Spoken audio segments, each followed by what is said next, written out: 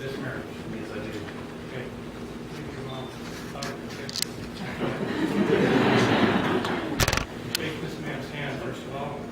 And now you're symbolically giving your mother's hand in marriage to Greg. Thank you very much. Have a seat there. If you come forward here.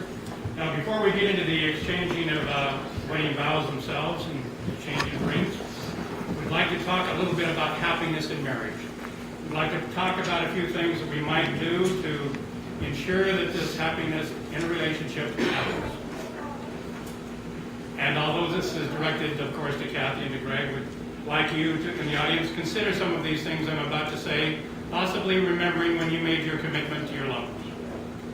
Possibly remembering if you're putting these things into practice. Those of you who are not married, young, consider some of these things I'm about to say. I'm convinced that if we do put them into practice, a relationship, a marriage will last a long time.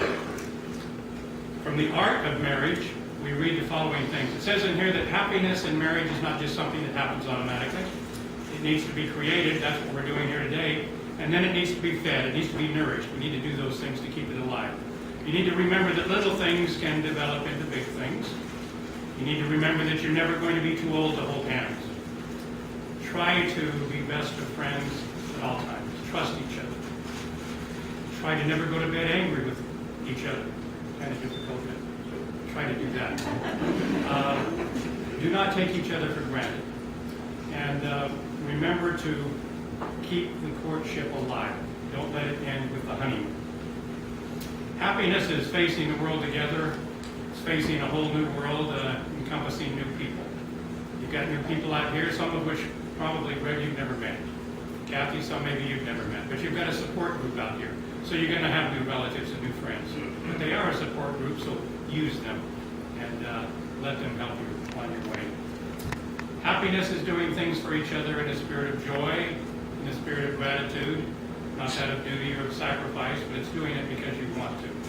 It's speaking words of appreciation to each other on a regular basis and demonstrating gratitude in thoughtful ways.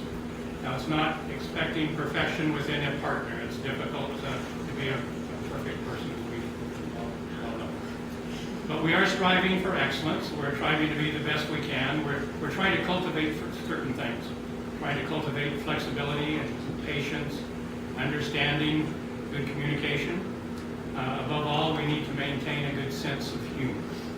We need to laugh with each other on a regular basis, not at each other, but laughing with each other helps a great deal. More training needed. What is that? More training needed. It is having the capacity to forgive and to also forget. It is giving each other an atmosphere in which each of you can grow.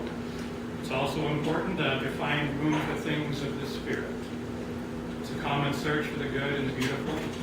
It's establishing a relationship in which the independence is equal, the dependence is mutual. Your obligations now are reciprocal.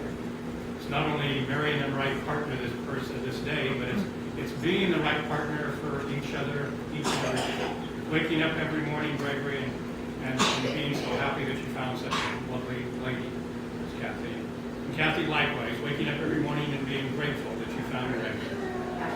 Anyway, it's not a conditional thing.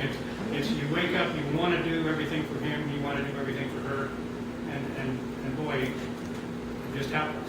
And you keep that love, that relationship alive. And that's how we can reach that happiness we so much desire. So I hope you remember these things. And I'm going to give you a copy of these things that you can look at from time to time. But at this time, I'd like the two of you to face each other, and we're going to hear, I think, from Shania as well.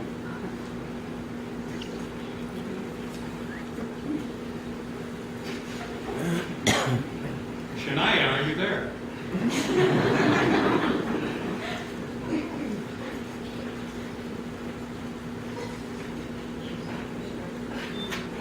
She was here last night.